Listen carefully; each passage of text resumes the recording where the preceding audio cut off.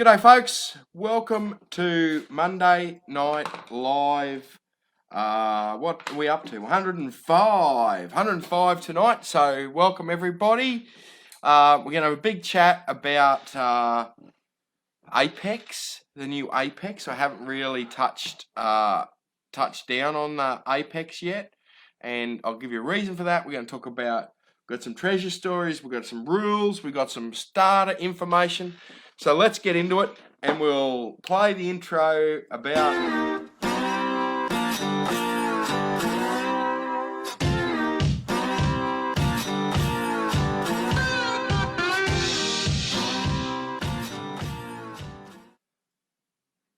G'day. So, right, here we go. I've got very limited comments, so if I missed your comment, my apologies. I'm doing my best. I've got a little tiny screen that I need to have a look at it. So lots and lots and lots of people here. We're going to have a big chat about Apex tonight, which I'm excited about. It's good to see a little bit of competition out there. We've got, this is what we're giving away tonight. How much is this bag of pay dirt worth, Taylor? $9. Yeah, this is a little cheapy one that we sort of give away. So there's a bag of pay dirt, gold digger's mug. We might even find some other bits and pieces as we go along. So, welcome tonight. Lots of questions I've got to get through tonight for people, but I want to get straight into Apex. Okay, so let me find my paperwork here. So, Garrett released the Garrett Ace Apex machine. A hell of a handle. It's a nice looking machine. We've probably got a picture there we've put up on the machine. So what is it? What do you guys think of it to start with? We'll get that question. So I'm pretty keen on what you guys think of it. So I was a bit in two minds about the machine. I am in front of old mate working the machine here at the moment, but that's all right. I was a bit in two minds about the machine simply because I think that when I think about the Ace machine, I think about low to middle of the range. What concerned me about the Apex is it's another one of those machines that sits in there with the rest of the Aces. You know, there's Vanquishes, there's Go Finds, there's a very, very crowded little segment. So then I was a bit shocked by the price or the price guide. So it's $499 US, $500 US. So that makes it about, I don't know, $800-900 in that mark, right? So, but it's not until you start looking at the machine that really the problem I see with it is that this machine sort of supersedes everything that Garrett do, with one exception, is my thoughts. So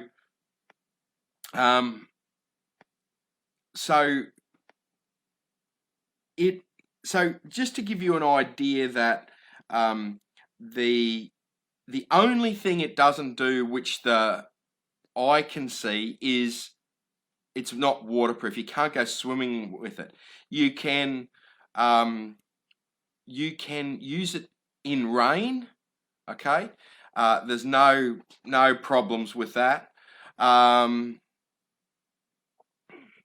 But it's true multi-frequency. I'll just rattle through a few things here. It's true multi-frequency, right? Which I think everything needs to be there. Backlit, you know, all those sort of things. Volume adjustment. It's also got Garrett's. If anyone's used Garrett's before, it's got this iron audio, this low grunt. It's also got a volume control on the iron audio, so you can turn that down, which is actually a pretty good thing. It's got the ground balance out of the AT Max on it, so 175 points of ground balance right? So that sort of puts the ground balancing capabilities in with Equinox, AT Pro, AT Gold, AT Max, right? So it'll ground balance a bit like that. The coil, I think, is a very, very good coil. Waterproof, of course. So it's a long, narrow coil. So what that does is it gives you good ground coverage. There it is behind me. Good ground coverage, but really good target separation as well. So it's a good balance. 11x6. And then, so it's a very, I think it will be a very, very good coil. Very, very good coil and very, very good machine. What will be interesting is to see how it handles the salt water and how it handles the mineralisation out in the goldfield. So I actually think it's probably not a bad machine. Okay, so I think it will be. Andrew's talking about a Vanquish here. The Vanquish is a very, very good machine. I actually think that the Garrett might be. I don't know, but I think the Garrett might be better than the Vanquish. But certainly by the price, I would think that it would be. It would certainly be better off with a Vanquish. Now, with that, and Ian's right talking about Equinox, but I think that's what we're talking about. I think it's an Equinox 600 machine, more than a. I think it's like a Equinox 600. So multi-frequency, selectable frequency, all that sort of stuff. So the proof will be in the pudding. There's not one in Australia yet. There's a few out in the States, but I like the look of it. It's only a kilo, just over a kilo. You know, I like it. But I'm a bit of a, I've always been a bit of a fan of Garrett. But the proof will be in the pudding. So look forward to it, guys. We've got the pre-orders up already, sort of thing. So if you want to ring and talk to us about that, feel free, guys. So, righto. So that was my little. I wanted to have a bit of a chat about that Apex because I haven't chatted about it, and it is a new thing on the market. I would suspect that it will be September when someone asked when it will be out. I think it'll be September, but at this stage, I mean, Garrett are notorious for delays. They're a family company. They make them all in the States, so they're sort of handmade, if you like. So I September, maybe a little earlier, maybe a little later, is my gut feeling on it. So I think it'll be a great machine. Small goal capabilities. Not yet. Don't know. But multi-frequency, you wind the frequency up to 20 kilohertz. Maybe even it's got a salt mode on it too, so maybe even the salt mode will be an interesting thing out in the goldfields and that highly mineralised ground, or whether that's just a beach version. So there's lots of playing with to do. There's not one to test it, but I actually think it's not a bad machine. The other big news today, and I didn't get Taylor to put any pictures up of this, is the SDC is now coming with lithium-ion batteries. So thank God we can move away from the C cells.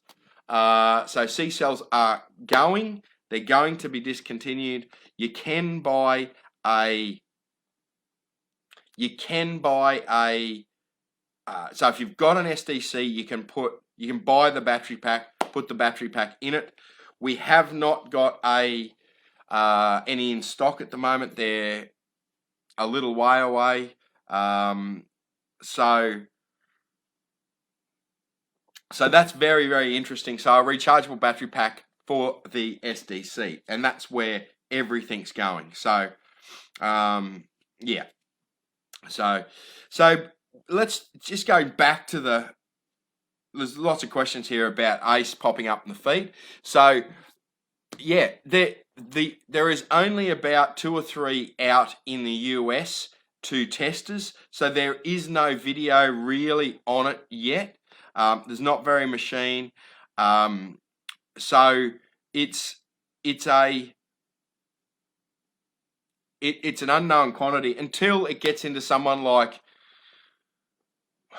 unknown quantity in Australia until it gets into someone like Warren's hands or, and we get some out in public. Bear in mind though, Garrett don't make rubbish. They're not known for the gold machines, but those Ace Ranger machines are the biggest selling metal detectors in the world. They are a good quality, solidly built American made machine. So, Taylor, can you just look up how much the SDC battery pack by itself is? I don't know whether anyone's got them up yet. So just have a quick squiz. We should have a MindLab price list kicking around here somewhere. Should be on there. So the new SDC is 4,200, I believe. I don't even think we've got it up on our website just yet. So, but I think the old one without the lithium-ion battery is being phased out. So, yes. Now, tonight's mug, Sasquatch, Todd from Sasquatch, detecting. Leave only footprints. I'm going to be in trouble tomorrow morning because I put my hands on the pink one, which is Natalie's. So there'll be strife. But Sasquatch is a good page starting off. So give those guys a like if you can, because they're good guys. Todd's a top guy. Yes, so yes, we sell all the SDCs, all the Garrett machines, all the MindLab machines, new package, new SDCs. Basically, we will only supply from now on out the new SDC packages, lithium ions. So, yes, so that's what's doing there. Right, so I asked for questions. I got too many questions. Right, so we're going to have a chat about basic detecting stuff, how to get it, how to start off in detecting. We're going to have a really, really big chat about that. We've got, oh, here we go. I've got a story. Here we go. Story time for Ben. Everyone quiet, please. Right. So here's a little thing I came across in a book, a very old book actually. And it talks about, this little quote is, the most lost treasure on an opal field, right, a gem and opal field, is people putting their stones, right, their finds in a tin, in a jam tin, and forgetting where it was or dying or something like that. So, me thinking about this a little bit more, I read a big article about, lost stones on the gem fields. I was reading about this. So, for me, if you're going out to the gem fields, make sure you have a poke around some of the old camps with your metal detector, because jam tins will come up on a metal detector, no problems at all, and yes, that is well worthwhile. That wasn't actually the story. That wasn't story time story. Yes. So, now we've also got to talk about Carrara nugget hunt. So the Carrara nugget hunt was canned today. We made that decision that we're going to can it. I know there's some people that are very upset for us, with us for that. But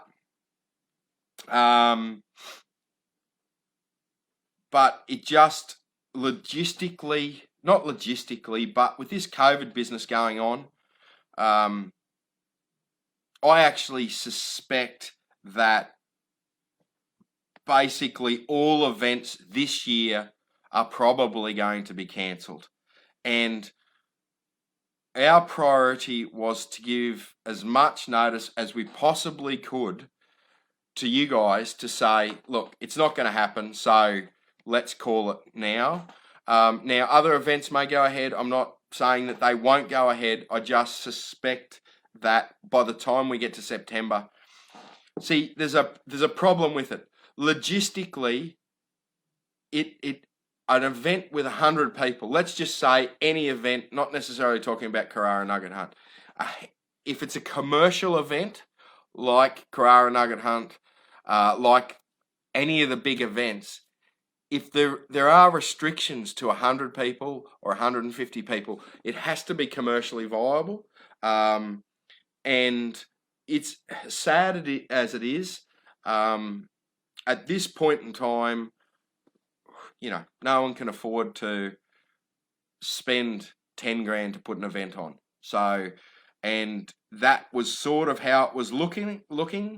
So I suspect a lot of events that are still hanging in the wings will probably be cancelled later on, but not sure. So onward and upward for next year, and we will go from there. Right, the boring part of the show. Look what Taylor's given me. Paperwork.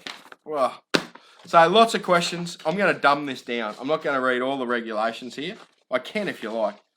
We're going to do a post up for each state. Is it each state we're going to do, Taylor? Each state. Yeah.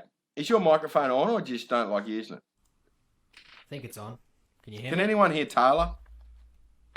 Be interesting to know. But anyway, so lots of people have asked me about rules and regulations. So let's talk about rules and regulations. I do need that, don't I?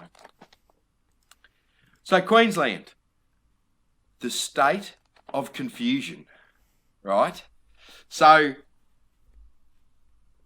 hand tools are allowed, okay? So that means sluices, shovels, sieves, pans, what else? Picks. You can use detectors. Yes, you can use detectors. Right, are all allowed under the regulation. You are not permitted to dig below 2 meters of natural ground surface. Right. Okay. This is where it gets murky, because it talks about no powered excavation. I haven't got the exact wording here, but it doesn't talk about it. It talks about powered excavation tools, right? So you can't use your bobcat or your excavator, right? Very important, okay? That even goes to as far as a battery drill with a drill bit on it, okay? No backhoes. No backhoes. So, and Taylor now knows, I don't know when anyone caught this, but Taylor now knows the difference between a backhoe and a bulldozer. We had a lesson the other day. It was a short lesson. It was very, very simple. It involved 2 pitches and a moment. So, however, I don't know, well, people may not have caught that, but on a post about a week and a half ago, Taylor called a backhoe a bulldozer. And yes. So back to Queensland. So hand-powered pumps are allowed, right? However, this is where the confusion comes in.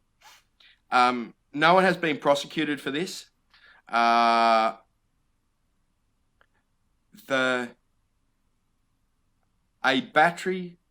Certainly a petrol-powered pump is not allowed. Battery-powered bilge pumps, however, are a very, very murky subject. I have stood next to a a ranger and a mines department inspector in a fossicking area using a recirculating sluice. So I was not pumping into the creek.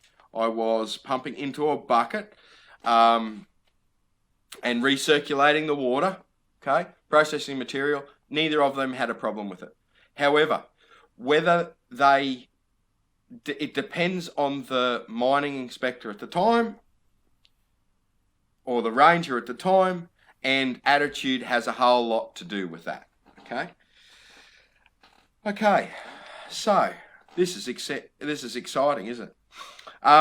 New South Wales, hand tools, metal detectors, sluices are allowed. Sluices are allowed across the country, I believe.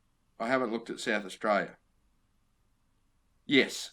So sluices are allowed across the country, right? Where high bankers are the issue, okay? So New South Wales, no high bankers, dredges or gold wheels. Of course, dredges are banned in Queensland as well. So New South Wales, hand gear. Victoria, you're only allowed to use hand tools to retrieve the material, but you can use a high banker and a petrol pump in Victoria. Okay, there are limits to that, but you can. I'm behind in comments.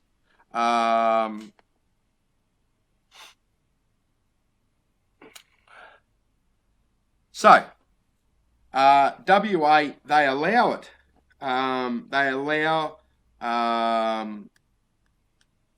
Let me just read through this here. You're allowed to. The problem with high bankers and sluices, the problem with WA, no water. So there's no issue. I think you can still, don't quote me on this. If anyone gets in trouble with this, it's on you, not me. But I think you can still use a dredge in WA. I think it's the only state in WA that you can use a dredge. So this is where it gets murky, okay? Not murky for the rules, although probably because of government things written it. But the three states I'm least familiar with, Northern Territory, South Australia, and the thriving metropolis of Tasmania. So you can use hand tools in Northern Territory. You can use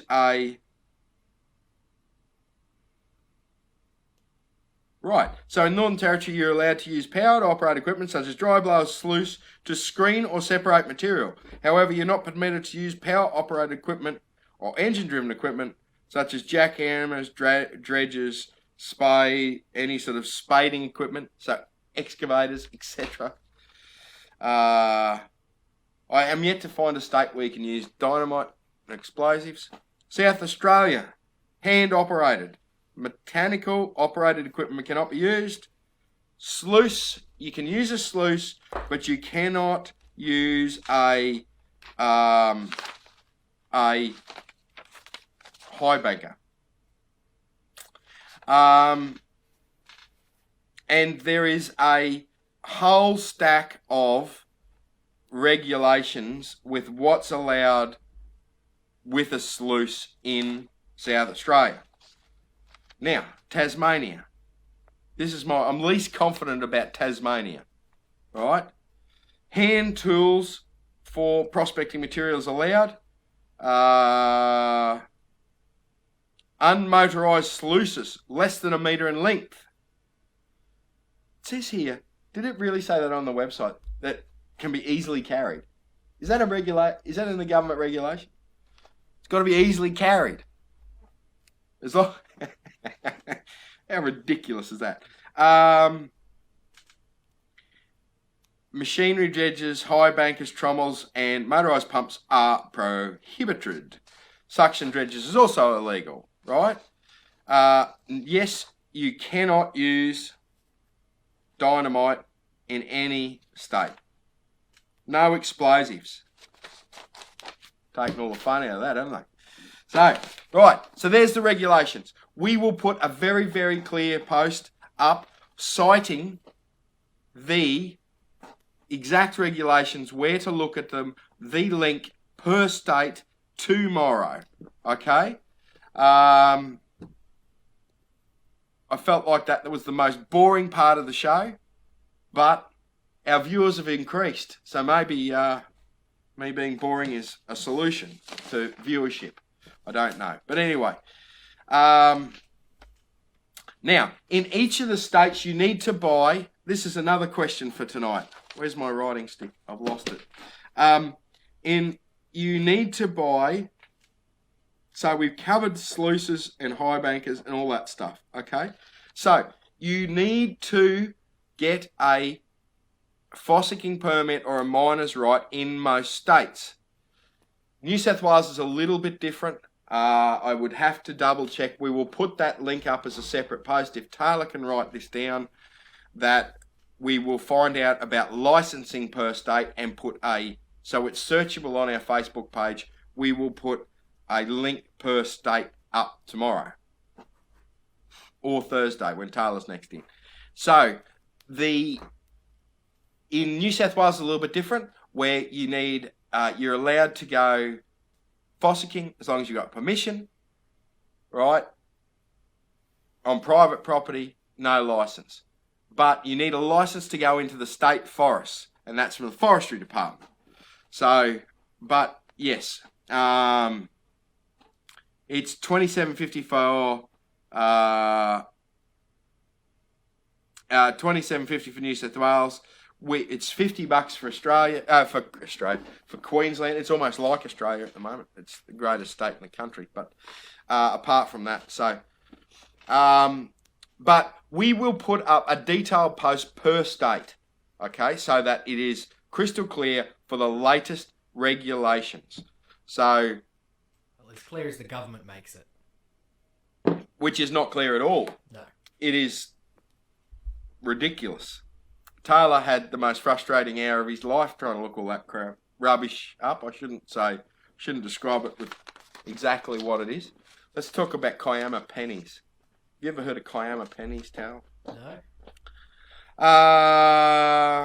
Kiama pennies, minted in Sydney for John Allen, the owner of Kiama General Store, nearly 140 years ago. Right? So that makes them pretty old.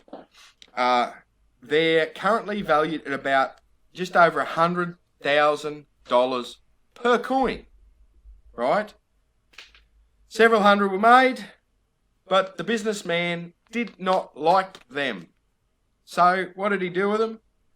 He got rid of them to a tollgate keeper, and so far only 2 coins of several hundred are known to exist. They are out there. They are out there, and someone should make it their mission who lives near Kiama to find the Kiama pennies. Where are the Kiama pennies? 100 grand per coin, hundreds of them made, and what a treasure hunt. What an adventure. Do the research, get it going. So, yes. Okay,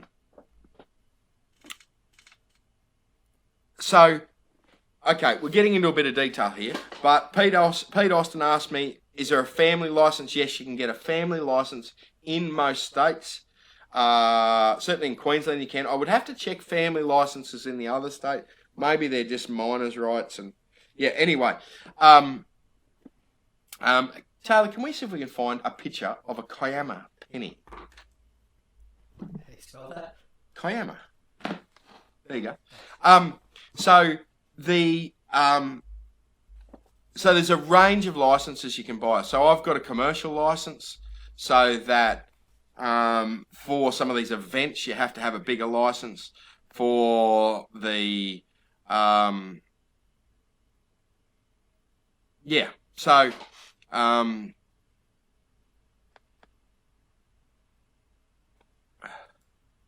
So Stephen says the price would drop if someone found hundreds of Kiama pennies. It would drop, but you'd have to be clever of how you disposed of them. You wouldn't say, oh, here's 600 all at once, because they'd be worth $1.50. But if you sold, say, the first dozen, one a month for 6 months, you'd probably get 100 grand for them, sort of thing. So, and then let them disappear again, and then a few a few more comes out. So, yes. So, Taylor's just looking for the picture, so we'll come back to the Kiama penny. That's a waste of time. Here we go. So, let's answer another question here. Do I need a license? We've done that. Eddie Hins. How do you clean your gold without using harsh chemicals? Eddie, I use Albright from Super Cheap Auto or the likes.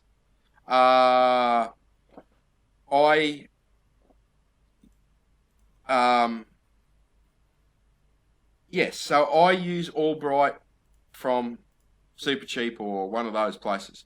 Now, it's used to clean aluminium.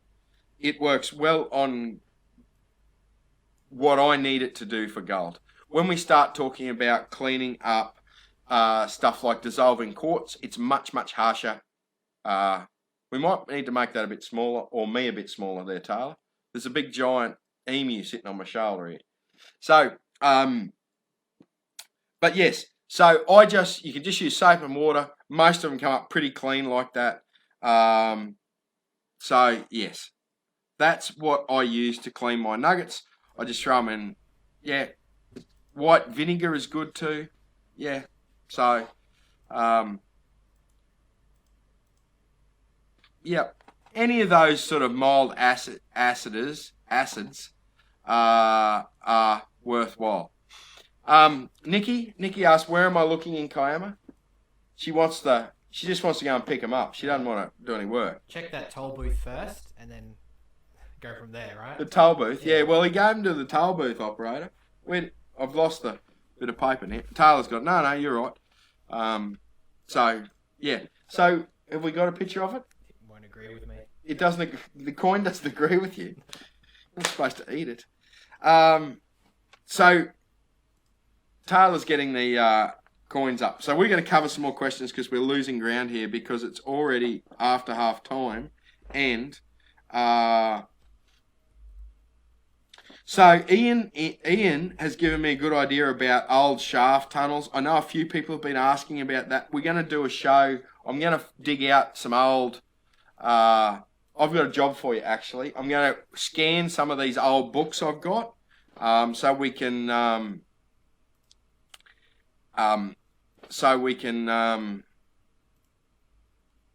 and look at some of the shaft diagrams and all that sort of thing and tell a few stories about them. So we've got some treasure stories. Happy Josh asked for some more treasure stories. Vanessa asked for, and a few people asked for some more footage of the lease. Now, the last couple of weeks have been me swearing and busting my knuckles and not doing much exciting. So there hasn't been much footage there. I have busted my knuckles a few times. That was a bit colourful, but I don't think it's fit for prime time viewing. So Taylor has got more footage to do up of Lease, but there's the video of us eating egg sandwiches. No, I don't think that's what they were talking about. No. So yeah, so there are more videos coming out with the lease, and if Taylor's got no more footage to edit, we will create some. I'll take a camera with me next time I go out there. So, I forgot to remind everyone, this is tonight's prize. All you need to do is make a comment. It's one prize tonight, Gold Digger's mug with a bag of pay dirt inside. So that's what's happening. So, what do we want? Another treasure story. Let's do another treasure story. Oh, yes. There is a question here. Zoran is asking this question too. Graham Morton is asking this question as well. Who else is asking this question? The Pro Tips video on the GPX 5000 is due to be released late this week, early next week. So stay tuned for that. Make sure you subscribe to the YouTube channel or any of those things. We will put an announcement up, but the YouTube channel is getting all the pro tips so you know how to use your machine. And so that is happening this week. Did we get the Hobo Gold mugs? Did we get mugs from Hobo? Not yet. We haven't got Hobo's mugs. I thought Hobo sent some mugs up. I don't know. We're undecided. Hobo's asking if we got the mugs, but we're undecided. Does that say Hobo's? Yeah. Oh, here we go. Let's get one of these here. Gung, have we got any what do they call them? Furnaces left? I think we might have one left. Hobo, we're out of her furnaces again. Hobo gold mug. We're going to give one of these away. We're going to give, it's a good little, this is the furnace here, okay? And Hobo's gold. So we're going to give Hobo's gold mug away. But while we're doing that, here we go. Here we go. We're out of furnaces again, Hobo. We need more furnaces. So let's have a quick look at the furnace here. Set of instructions, right? Oh, we should have probably got the demo one. Or is this the demo one? Have we got a demo one? So in this box here is a little graphite crucible. There's a little bag of flux borate here. There's a mould. Now this, most of you, if you've been listening to every tip I've ever given, most of you, this mould will be far, far too small, right? It's only an ounce or a 2 ounce mould. How big is this? 100 grams. That'll be far too small for most of you, but you got a pair of tweezers to pick up the hot things. I'm going to open it. So whoever gets this will have an open one. So basically, this is the top of the furnace here. Nice handle on it, big handle on it. We're actually going to do another gold pork, Taylor. When I find enough gold and I can stop selling paydirt. So then this is the bottom of the furnace here. There's 2 holes in the furnace and you put a MAP gas bottle in it. So fantastic little furnace. It's disappointing that it's only got 100 gram mould in it, but you can pick them up off our website as we speak. It's a little dusty, but we'll move on. So we're going to give away a Hobo mug as well. So 2 mugs, 2 prizes. It's outrageous. Oh, I've got stuff all over the new computer. So 2 mugs. Happy days. How much are they? Is there a price on that?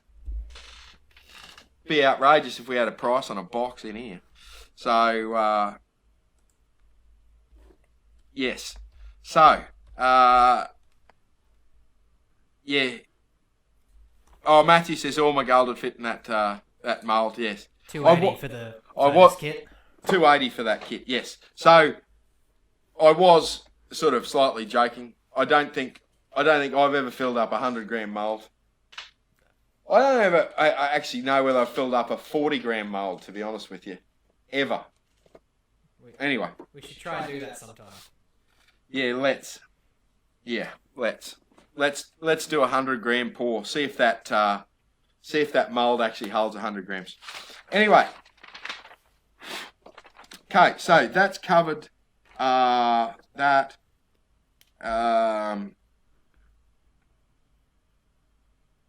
Right. Okay, Teresa asked a question. Teresa Stagg, right? And I get this question all the time. Okay? I have not got permission to show the 2 photos I wanted to show, and it wasn't because the bloke said no, it was because this bloke didn't get a chance to ask the bloke. However, so she asks true gold finds, like no BS gold finds in Queensland. Okay?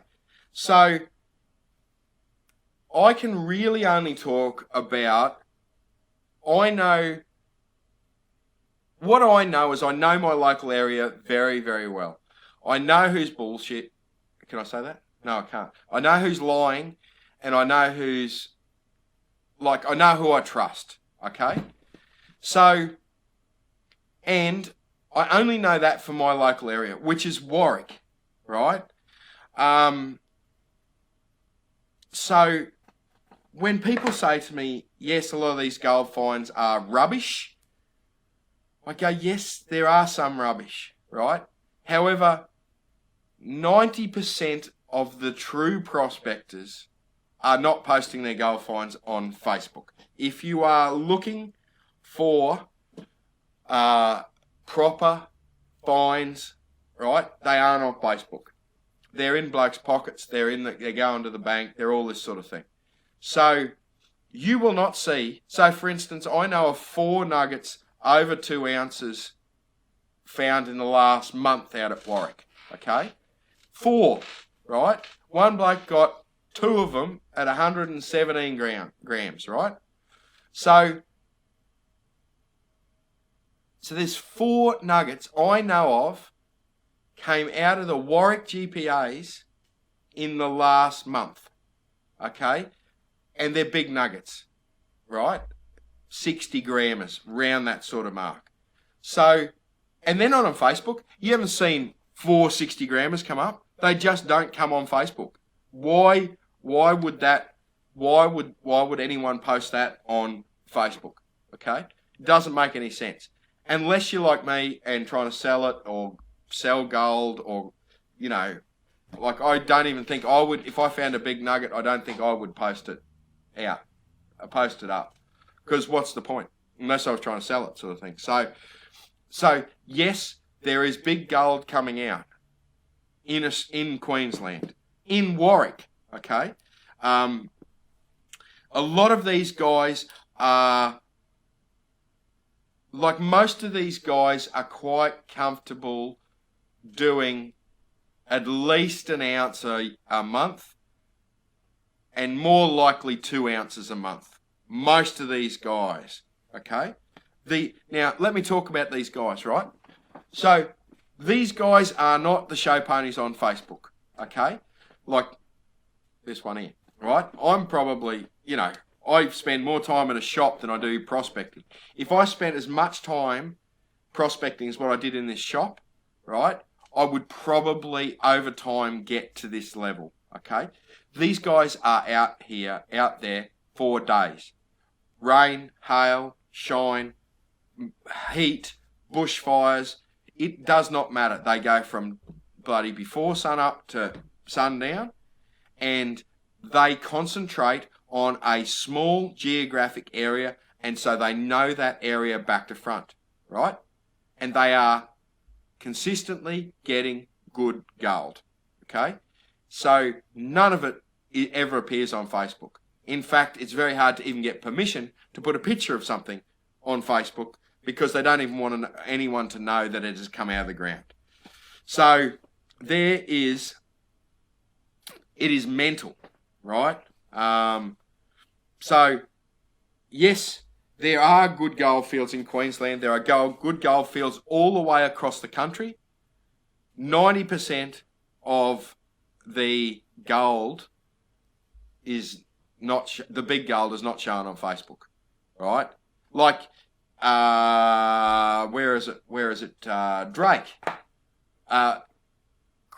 Christmas, about mid-December, just before Christmas. A bloke comes in and says to me, "Can you keep a secret?" And I said, "Yes, I can keep a secret." Right? And he takes me out the front of the shop, opens up the back of his car. In the back seat is over a kilo piece of gold. Detected, right? Not with I think it was like a 3,500 or something like that. Detected at Drake. Okay? That didn't appear on Facebook. It didn't even appear anywhere. It just gone to a collector, job done, you know. Yeah. So, yeah. So, You're not too good at keeping secrets, are you, Ben? Oh no. You just told yeah, everyone. I did tell everyone. I didn't tell. Drake is a big area. There's a lot of cars pull up in front of this shop.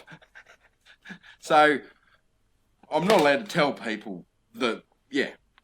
I'm not allowed to get in a lot of detail, but yeah. But what I'm saying is, there's gold out there if you concentrate on a specific area and go frequently. Right. Enough rant. Teresa, you started that. So, sorry if I ranted a bit there. So, but you've got to go consistently. I'm off again. you've got to go consistently. You've got to know the area. You've got to know the geography in the area. You've got to work hard for it. These blokes are working hard. So, yeah. So, Mug by Sasquatch, Leave Only Footprints, a very good Facebook group. So tonight's prizes: pay dirt in a. Have we got another one of these? Pay dirt in a gold digger's mug. And here we go. Pay dirt in a hobo's mug. They're tonight's prizes. So we'll draw that out. All you need to do to enter is make a comment. Come and join the party. It's not really a party much, is it? Right. Yes, this is Natalie's nut mug. So I will be in trouble for using it. So, yes. Right, questions. Let's get on to the beginner stuff. Okay. I've had Sharon,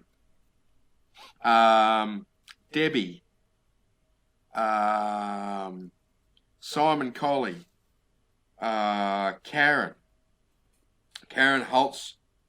I can't pronounce your last name, Karen, but Karen. So let's talk beginners, okay? So there's two different fields here, two different areas of, there's gold detecting and there's relic hunting, okay? There is other little tiny areas that are offshoots of those. But we won't talk about that. We'll talk about the two main things. We're going to talk relic hunting and gold prospecting. So, starting machine, you can start for relic hunting very, very cheaply. You can buy a machine from, say, $200 to $300. Get a reasonable machine, something to dig with, and away you go. Okay? So, that's the easiest thing to start with. Okay? Now, when we start talking about more we're not talking about parks and beaches now, although some beaches may need some protection. But when we talk about going into the bush, so we're researching old town sites, we're in the old military camps, right? We're doing that off the beaten path thing. There's all sorts of things that come into it, okay? Because you're starting to get into the wonderful world where some of these bitey creatures live. So snakes and spiders. That's an important thing to bear in mind. Snakes, spiders, particularly ants. I had a big incident with ants at one stage there. Wasn't very happy. So then you've got to think about hydration. It's very, very important, particularly in summer. Not so much in winter, but in summer. And then getting lost. Okay, so there's two different things there that we need to. There's two different things there we need to talk about with getting lost. So you need some basic navigation skills for the bush. Okay, and there is all sorts of tricks that someone with some experience or some YouTube, videos can help you with. Okay, simple things help most metal detectorists. That just a simple thing like walking with the sun on your back. You got to walk into the sun on the way home, unless you're out all day. Then you keep the sun on your back. Does that make sense? Kind of. Yeah. So there is that navigation. Now, if you are venturing off by yourself, and I copped this well-deserved lecture this morning, actually, from my wife, personal locator beacon. My personal locator beacon has been sitting at home for the last sort of 6 or 8 weeks. And I have spent a lot of time in the bush in the last 6 or 8 weeks, and I got my back end kicked for it. So, and rightly so. You get lazy and, yeah. So, you got to protect yourself. You got to know how to deal with those situations out in the bush. Very, very similar for gold prospecting, okay? However, you tend to be gold prospecting, you can get yourself much, much more remote. So we're not talking about simple navigation in the bush now. We're talking about, and I see it all the time. I drive through the GPAs, I drive through the fossicking areas. The cars are all parked along the track, which they should be, and everyone is detecting within sight of their cars. The problem with that, and it's a good starting point, don't get me wrong. The problem with that is everyone does that. So I like to think the gold, really, if you go into a fossicking area that's well travelled, the gold starts where you can't see your car. Okay? So you need much more advanced navigation. You need, really, if you're going in there by yourself, you need a GPS navigator. You need to know how to use it. They're absolutely useless if you don't know how to use it. GPS navigator, I will be carrying now after I got my back end kicked. I will be carrying the personal locator beacon with me. I actually have mapping on my phone as well. However, that is not my only go-to mapping software. I have had that fail, but yes. A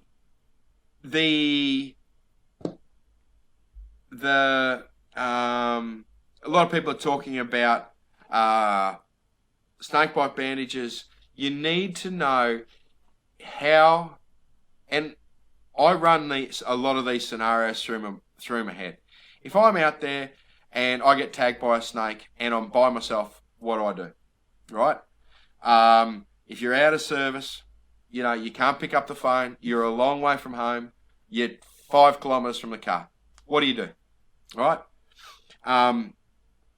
There is a lot of these scenarios that can happen, right?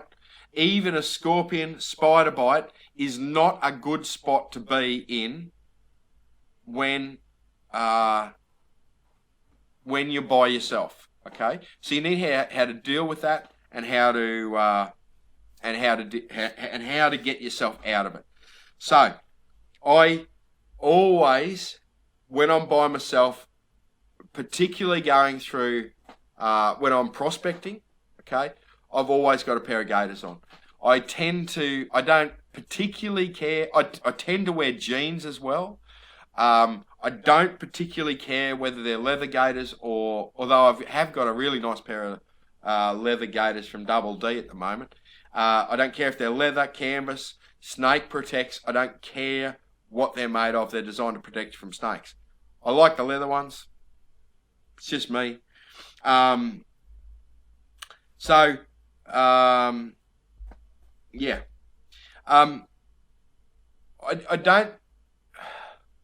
I don't know how many people have actually been.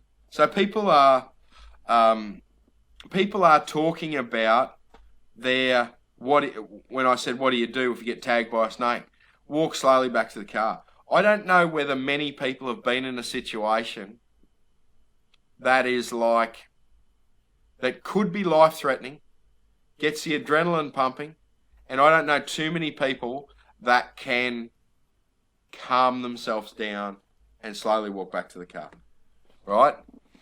Because not only is it slowly walk back to the car, you've got to actually slow yourself down, and it is not the simplest thing. I've been in a couple of emergency situations, and it is far from simple to stay calm.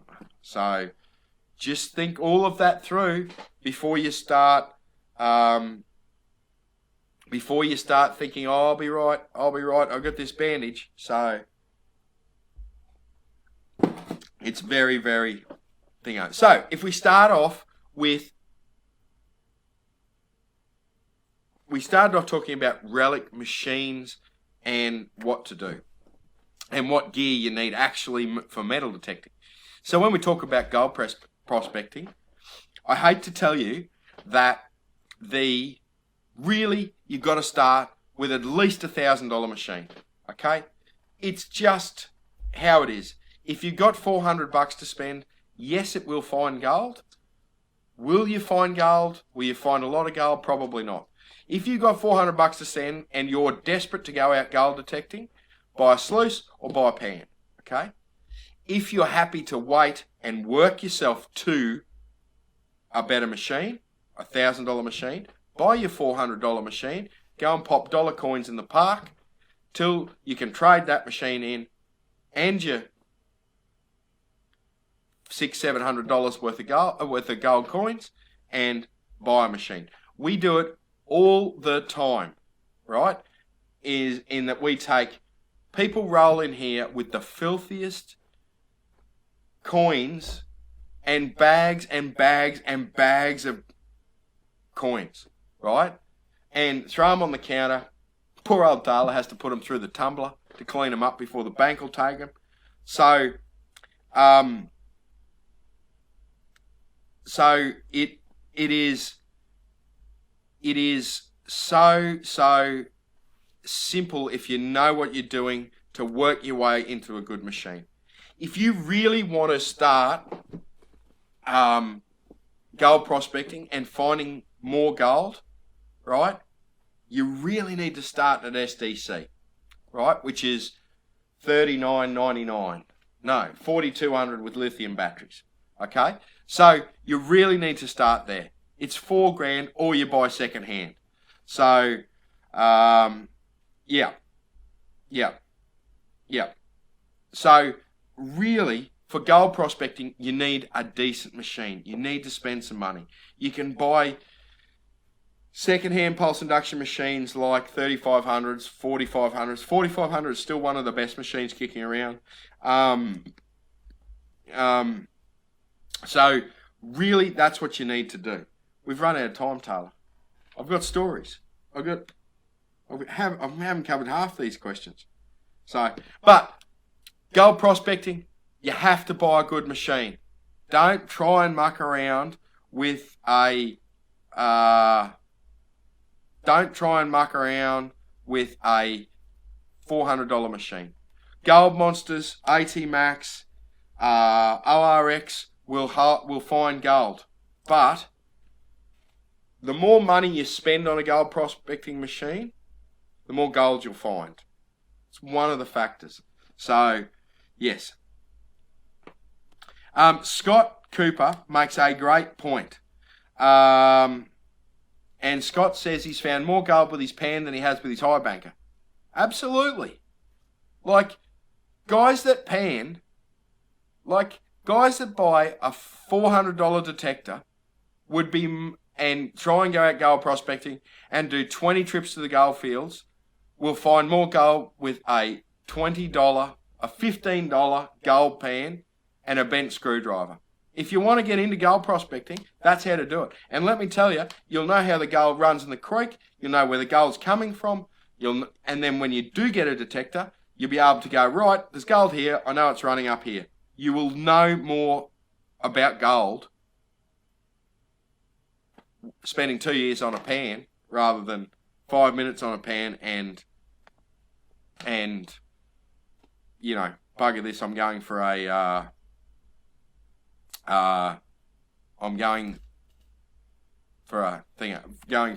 detector. So I've got to cover we've talked about detectors for gold prospecting.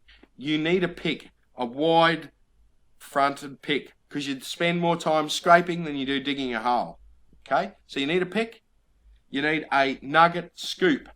A nugget scoop is a small plastic scoop that you can wave over the detector. Once you've got the target out of the hole, then you go in with your scoop, pick up a bit of dirt, wave it over.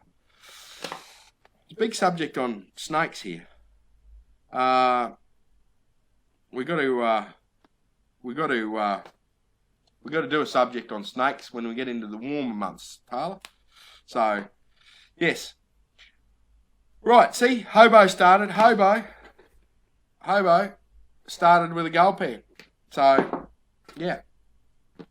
In my opinion, the best picks are CC picks. Why are they the best pick? I have put mine through absolute hell for about 5 years.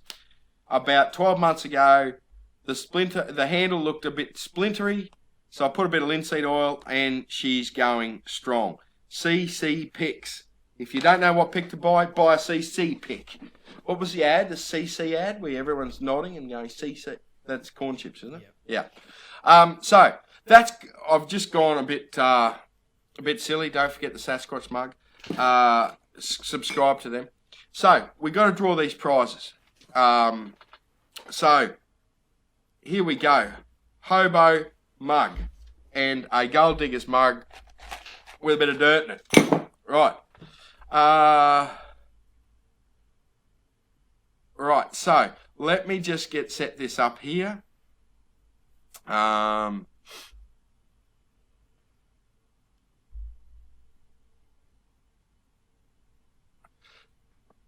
Right, okay.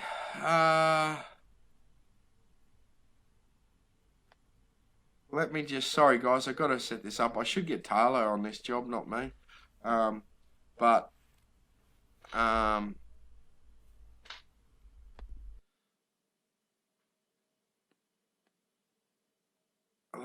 where are we here? Why can't I open that? Sorry guys, it's a pain in the back end. I have to refresh this page. Here we go. So guys, if you've ever got, yeah, Terry said, I just noticed Terry here says no numbers tonight. No, I'm not playing that stupid numbers game. Everyone gets cranky at me because I missed the comment. So it just drives me absolutely bonkers.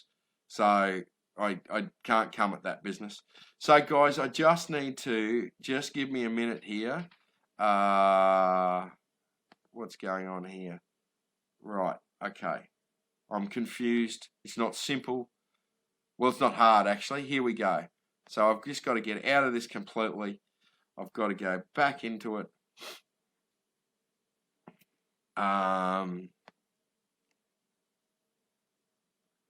Let me get in. Here we go. Videos. Let's have a look here. Sorry, guys. It's been a debacle trying to get the steam-driven randomizer working. But let's see what we can come up with now. Right. Okay. No, there's no numbers. People are going numbers, and that's just not going to work.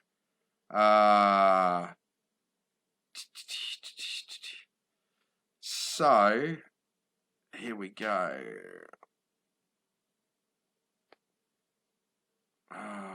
What's going on here? I don't think it's a major issue with the computer. I think the major issue was with the operator. Here we go. Got it. Okay. Let's run the first one. What are we doing first? Gold diggers or hobo? Gold diggers it is. Hobo it is. Sorry, hobo. Hobo mug goes to, let's get it here, Joel Martin from Ballarat. So, looks like this mug's going back to Victoria with a bit of a Queensland dirt in it. So, congratulations, Joel. We'll get that off to you shortly. Now, the second one. Here we go. Gail Jasperson. Gail from Kingston in Queensland. Gail. You've got a gold digger's mug and a bag of good quality Queensland dirt. So, congratulations, guys. We'll get them out to you tomorrow. Let me just go back and find the comment feed, see whether... So, loads and loads of people here. So, thank you very much for joining us tonight. I've missed a lot. There's a lot of question here. I've probably still got stuff that Taylor's got prepared. I don't know where we're going to be doing the show from next week. I suspect it might be live from the lease because I've got to go and do some work out there. But thank you very much for joining us tonight, and we will see you all next week. Don't forget, of course, Daylight Helpline. Okay, if you've got any questions at all, pick up the phone. If the sun's up, we answer. That's the rules we've got in the game. So if you've got questions about research, you've got questions about gold, relics, beach, underwater, if you manage to get hold of Taylor, ask him how to run this stupid computer thing that I always struggle with. So anything we can help you with there, feel free. The best deals in the world on that helpline there. There's a few people can attest to how good the deals are. And then don't forget to subscribe to us just here on Facebook, YouTube, Twitter. We're not doing much on LinkedIn or Snap at the moment, are we? But Instagram and TikTok, we're having a bit of fun with them, aren't we? So don't forget to do that. And thank you very much for joining us, guys. Have a lovely week, and we'll see you next week. Thanks.